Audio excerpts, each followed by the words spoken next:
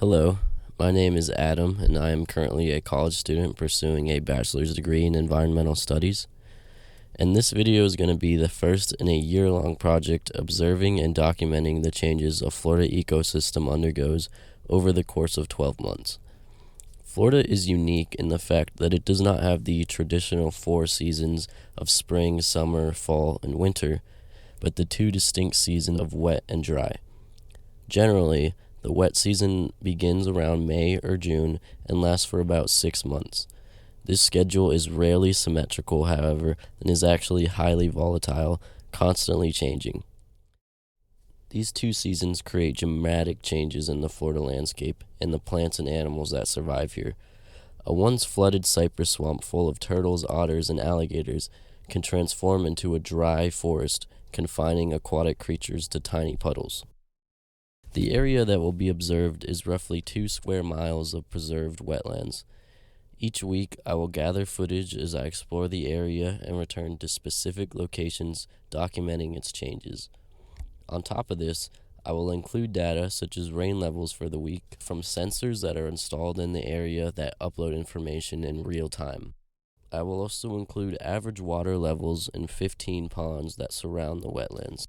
The average water level data will be obtained once a week from a separate project that I'm a part of, wherein I visit each pond and read a staff gauge in the water. With this data, we can watch how rain levels affect the wetlands and ponds in different ways. I will make sure to include charts and graphs that show this information clearly in each video. With that, let's go check out what the wetland conditions are like this week.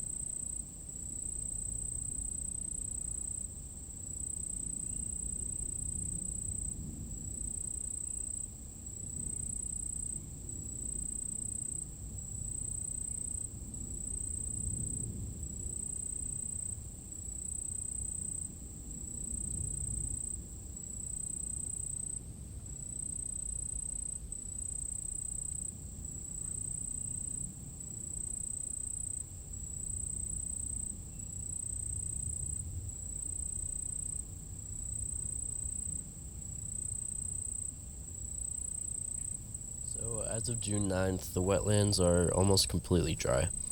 The soil is moist in many places, however, there's not much water above ground. The only visible water is a few puddles scattered throughout the forest. Everything is very green. Plants are growing wild all over, carpeting the ground and taking over everything in sight. The lack of flooding is probably what's allowing these plants to thrive. The cypress trees are full of green needles, and when we compare these observations to the rain data, we can see that there has been very minimal rain within the last week. There was a little bit earlier on in the week, and this is likely accounting for those scattered puddles that we were seeing. But overall, not much rain and a pretty dry forest with lots of green. And here is the baseline water levels in the ponds that are surrounding the wetlands, and we will just kind of watch how this changes over time. But that's it for June 9th, and I will be back with an update soon. Thanks.